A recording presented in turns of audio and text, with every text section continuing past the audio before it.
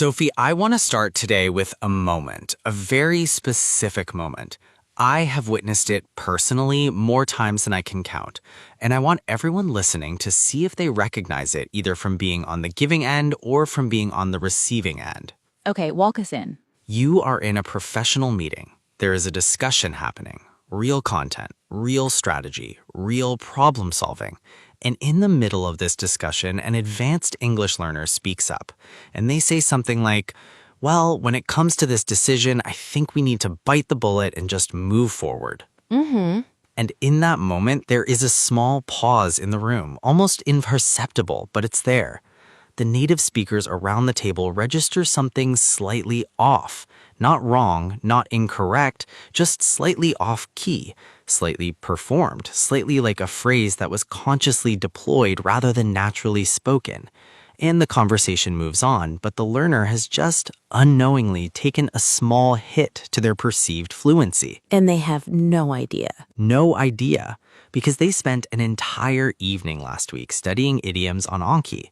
They memorized bite the bullet. They memorized hit the nail on the head. They memorized the ball is in your court. They memorized raining cats and dogs. They memorized 50 of them. They are proud of them. They feel like these idioms are the trophies of their advanced English journey. And so they deployed them regularly in meetings, in emails, in casual chats.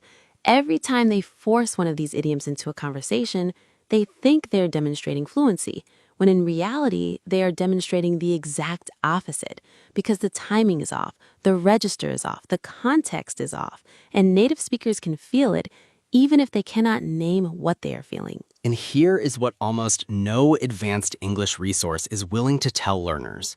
Memorizing rare, colorful, cinematic idioms is not the path to fluency. It is often the path away from it. And this idea is going to make a lot of people angry because idiom study is one of the most sacred cows of advanced English learning. Learners have been sold this idea for decades that mastering idioms is what separates advanced learners from truly fluent speakers. And it is completely wrong. Completely wrong. True fluency is not about the size of your idiom collection. True fluency is about the precision with which you use ordinary words, about the confidence with which you deploy simple language, about the accuracy of your everyday phrasing. And decorative idioms, dropped into conversations where they do not belong, do the opposite. They signal that the speaker is performing English rather than living in it. And today we are going to expose this completely. We are going to explain the vocabulary hoarder pattern that traps so many advanced English learners. We are going to walk through why forced idioms damage your perceived fluency instead of enhancing it. We are going to introduce the precision principle, which is the actual foundation of native-sounding English. And we are going to give you the precision practice protocol that shifts your energy from collecting idioms to mastering the ordinary language you already have. Welcome to Side by Side English Podcasts. I'm Mark. I'm Sophie. Today is going to be controversial. It is going to make some traditional English learners uncomfortable, and that is fine, because the point of this channel has never been to repeat what everyone else says. The point has always been to tell you what actually works. And today, we are going to tell you the truth about idioms that most English content will not. Stay with us. We have the vocabulary hoarder diagnosis explained, the specific ways rare idioms damage native-sounding fluency, the precision principle in full, the 3 marks of genuine fluency, the precision practice protocol, a role play showing the idiom dropper versus the precision speaker on the same content, and a word tour with 6 powerful B2 to C1 words. Quick comment question before we begin. Be honest.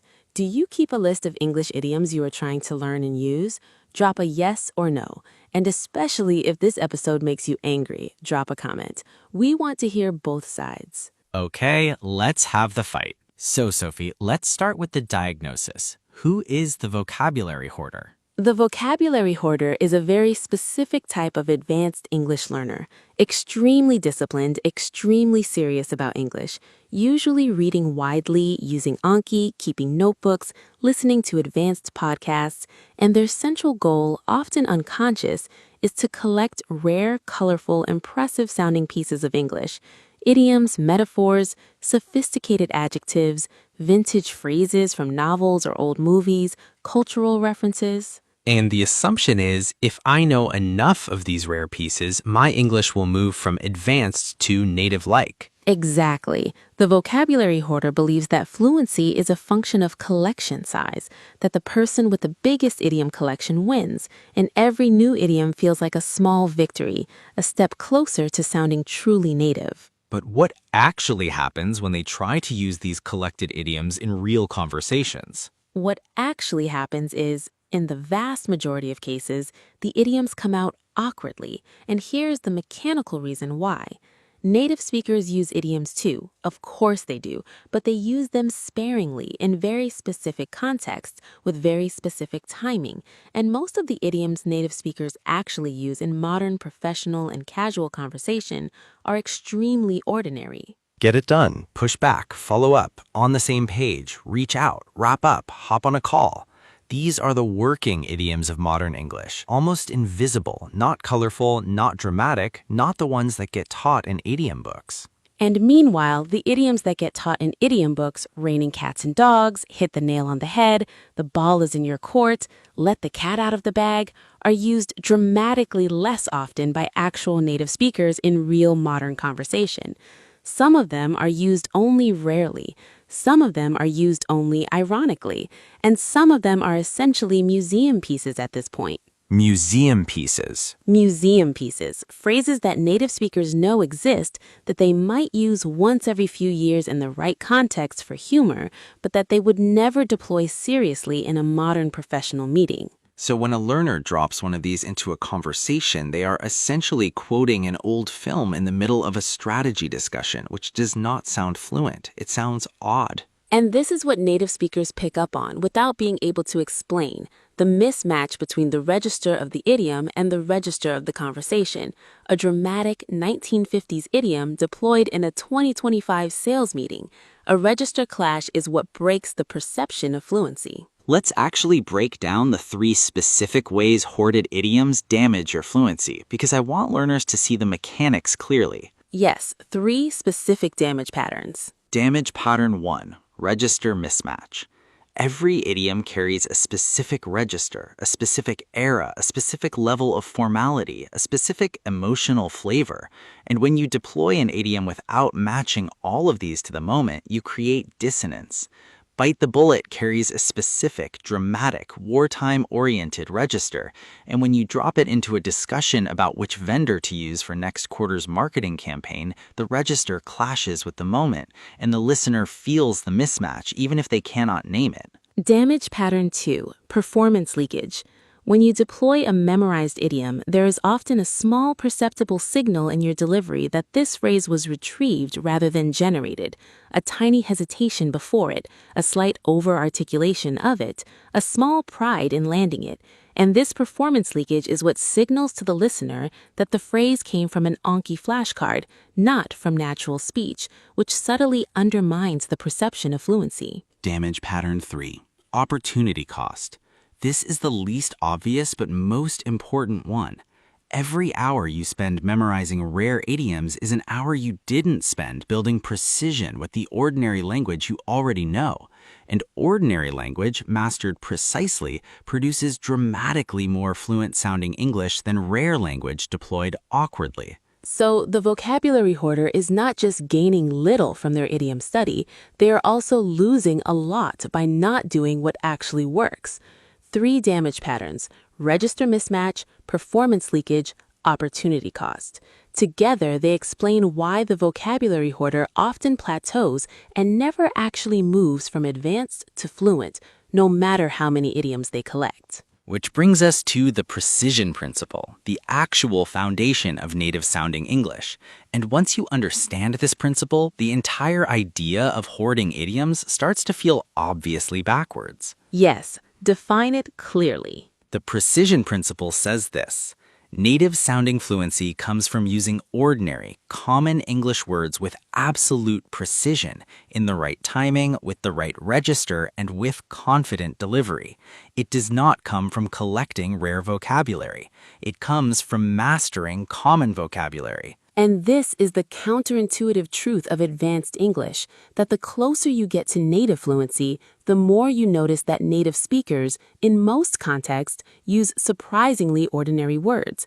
The words are simple, the sentences are simple, but every choice is precise. Every timing is natural. Every register is right. And that precision is what creates the feeling of fluent, native-like English. And the vocabulary hoarder has been chasing the wrong game.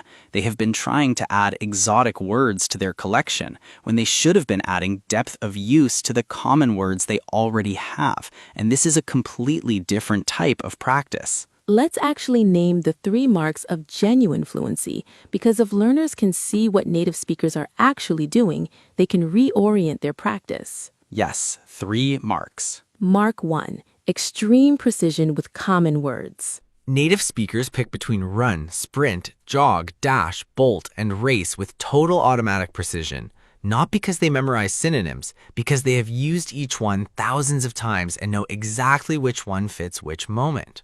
The learner who focuses on precision practice with common words builds this same instinct, and their English starts to sound native, even with a small vocabulary, because the small vocabulary is being used precisely. Mark 2. Confident, unhurried delivery. Native speakers do not rush their common words. They let simple sentences land. They pause, they breathe, they let the ordinary language do its work without adding decoration. And this unhurried delivery is one of the strongest fluency signals in existence. It says, I trust my English. I do not need to prove anything with rare vocabulary. The ordinary is enough. Mark 3. Zero performance signal. Native speakers never sound like they are performing English. Their words come out because they are the words that fit the moment, not because they were retrieved from a memorized list. And this zero performance signal is what separates truly fluent speech from advanced but performed speech. And it is achievable only through precision practice, not through idiom collection. 3 marks. Precision, unhurried delivery, zero performance signal. If these are the marks of genuine fluency, then the practice that builds them is entirely different from the practice of collecting rare idioms. Let's give the audience the precision practice protocol, because I know some learners are going to want to know, well, what should I do instead of studying idioms? And we should give them a real answer. Yes, 3 practices. Each one targets a different aspect of precision. Practice 1, the synonym choice exercise. Take a common English verb, adjective, or noun, something you use every day. Say, good person. Now find its close cousins. Say has tell, mention, explain, state, note, add, remark. Good has solid, strong, reliable, decent, effective. Person has guy, individual, someone, one, and practice choosing between them for specific micro situations. For example, would you say he said, or he mentioned, or he added in a specific context? Different situations call for different choices, and practicing the choice out loud in specific sentences builds the precision that native speakers have automatically. 10 minutes a day of this practice on one common word builds more real fluency than an hour of idiom flashcards. Practice 2, the register matching exercise. Take a common sentence structure. Now practice saying it at different levels of formality. Can you send me the report? Formal version. Would you be able to send me the report at your convenience? Casual version. Send me the report when you get a chance. Direct casual version. Shoot the report over when you can. Ultra casual version. Hey, can I get eyes on that report? All of these are correct. All of them fit different moments. And the register matching exercise builds the ear for which one fits which situation. And this is what native speakers do automatically. They shift registers between meetings, emails, and casual chats without thinking. Practicing this deliberately for 10 minutes a day builds the same instinct. Practice 3, the natural idiom substitution exercise. This is the practice that directly replaces the idiom hoarding pattern. Take a fancy idiom from your Anki deck, something like the ball is in your court. Now practice saying the same meaning in 3 ordinary ways that native speakers actually use. It's your call now. I'll leave it to you. You've got the next move on this. And notice all three ordinary versions sound more natural in a modern professional context than the original idiom does, because they use ordinary words in a precise way, which is what actual native speakers do. And by practicing this substitution, you shift your reflex away from reaching for the memorized idiom and toward reaching for the natural common phrasing. 3 practices: synonym choice, register matching, natural idiom substitution, 10 minutes a day total across all 3, which is far less time than most vocabulary hoarders currently spend on idiom flashcards, and produces dramatically better fluency results. Okay, let's do a role play. Sophie, set the scene. I'll set it. We are going to hear the same speaker answer the same question in a team meeting. First in vocabulary hoarder mode, forcing idioms, then in precision principle mode, using ordinary language precisely, so the audience can hear directly which one actually sounds fluent. Okay, the question from the team lead is, what do you think about pushing back the launch date? Version 1, vocabulary hoarder mode. Well, I think we need to bite the bullet on this one. If we push back the launch, we could really open a can of worms with the sales team. And honestly, at the end of the day, the ball is in the executive team's court. But we should hit the ground running with what we have, because time is of the essence. And let me count what just happened in that answer. Bite the bullet, open a can of worms. At the end of the day, the ball is in their court. Hit the ground running, time is of the essence. 6 memorized idioms deployed in about 20 seconds of speech, and listen to how it sounds. It sounds like a person who is trying to prove they have advanced English, not like a person who is thinking clearly about the launch decision. And listeners hearing this, even if they cannot name what feels off, register the density of idioms as a signal of effort rather than fluency. It reads as performance, not as natural speech. Now version 2, same speaker, same content, same English level, 2 completely different perceived fluency levels, created by the difference between hoarded idioms and precision with ordinary language, which is the difference between chasing decoration and building real mastery. Honestly, I think pushing it back is the right move.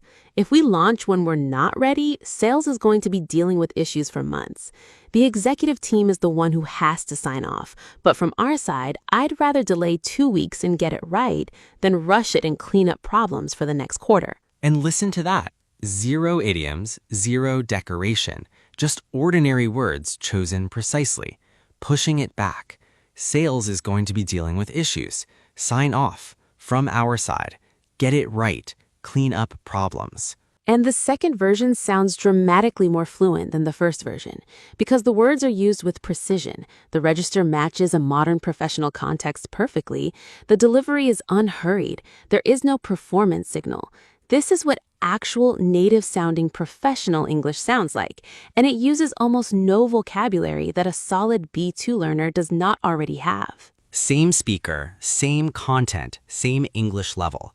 2 completely different perceived fluency levels, created by the difference between hoarded idioms and precision with ordinary language, which is the difference between chasing decoration and building real mastery. Word tour? Word tour. First word, precision. Precision means exactness, accuracy, the quality of choosing the right thing with confidence. It is the central word of today's episode, and it is what actually produces native-sounding fluency, not the size of your vocabulary. For example, real fluency comes from precision with common words, not from precision with rare ones. Repeat. Precision. Precision. Next, ordinary. Ordinary means common, everyday, not special, and it captures the register of the words that native speakers actually use most of the time. Learners often overlook ordinary words because they seem too simple to be worth mastering. But ordinary words, mastered precisely, are the entire foundation of fluent English. For example, the precision principle rests on the truth that ordinary words used with mastery produce more fluency than rare words used awkwardly. Repeat. Ordinary. Ordinary. Next, to hoard.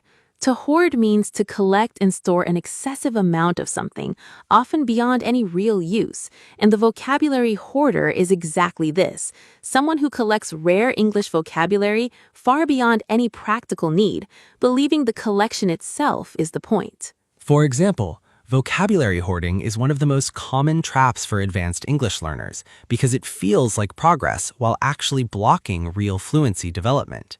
Repeat, hoard. Hoard. Next, register. We've used this word before, but it is central to today's episode.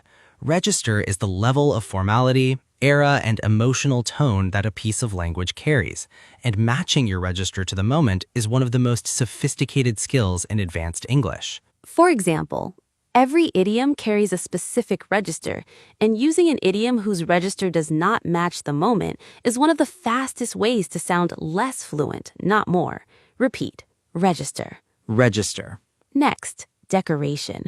Decoration is something added purely for appearance, not for function, and it is the perfect word for what hoarded idioms often become in a learner's speech. They are added to try to look more fluent, but they do not serve the actual function of communication, which is why they backfire. For example, when you use rare idioms as decoration in modern conversations, you signal effort rather than mastery, which is the opposite of fluency. Repeat, decoration. Decoration. And finally, mastery. Mastery is the deep, effortless command of something. It's what native speakers have with ordinary words, not because they collected many of them, because they've used the same common words thousands of times in thousands of specific situations until the use became automatic. For example, real English fluency is built on mastery of ordinary vocabulary, not on the size of your rare vocabulary collection. Repeat, mastery. Mastery. 6 words today: precision, ordinary, hoard, register, decoration, and mastery. Every one of these is a real, modern, useful English word that captures something specific about the difference between advanced and truly fluent English. And every one of them is a word you'll hear in real conversations about skill, learning, and craft. Sophie, one final takeaway for everyone watching: that the path to fluency is not the path you've been told. It's not through collecting rare, colorful, cinematic idioms. It's not through building a bigger and bigger vocabulary that impresses in flashcards, but backfires in real conversations. It's through mastering the ordinary language you already have, choosing common words with precision, delivering simple sentences with confidence, matching your register to the moment, and letting the actual content of what you say do the work without decoration. And the version of you who has been hoarding idioms is not going to become fluent by adding more idioms. That path is closed. The version of you who is going to become fluent is the one who realizes that the ordinary language you already have is the raw material of real fluency and stops chasing rare vocabulary as if it were the prize, and redirects all the energy that used to go into memorizing colorful phrases and to deepening the precision of the common phrases you use every day. And when you make that shift, something surprising happens. Your English starts to sound dramatically more fluent to native speakers, even though your vocabulary size did not grow, because the perceived fluency has almost nothing to do with vocabulary size, and almost everything to do with the precision, register, and delivery of the vocabulary you already have. So today, we are giving you permission to stop hoarding, to close the idiom Anki deck, to stop treating rare phrases like trophies, and to redirect your practice toward the boring, unglamorous, extraordinarily powerful work of using ordinary English with mastery, which is what actually produces fluent speech in the real world. Small challenge before we go. For the next 7 days, don't add a single new idiom to your vocabulary, not one. Instead, pick 3 common English verbs you use every day: say, go, do. For each one, list 4 to 6 close cousins you already know but rarely use, and each day deliberately choose the most precise cousin for each situation you find yourself in, even in your inner thoughts. And notice what happens. Notice how the precision practice starts to feel like a puzzle you enjoy solving. Notice how your English speech, without adding new vocabulary, starts to feel more textured, more adult, more native. Notice how your writing improves too, because precision spreads across all your English output. And drop a comment after the week. Tell us which 3 verbs you practiced with. Tell us if anyone noticed a shift in your English. Tell us if you feel differently about idiom collection now. We want to hear the honest reflections. Because the moment a learner realizes that the ordinary language they already have is the raw material of real fluency and stops chasing rare vocabulary as if it were the prize, the entire trajectory of their English journey shifts. Progress accelerates, confidence deepens, and the fluency they were promised by idiom study finally arrives through the door they were told to ignore. I'm Sophie. I'm Mark. Thank you for being here. Thank you for being willing to consider an idea that goes against decades of English learning advice. Master the ordinary, skip the decoration. We'll see you in the next one. Bye, everyone. Bye.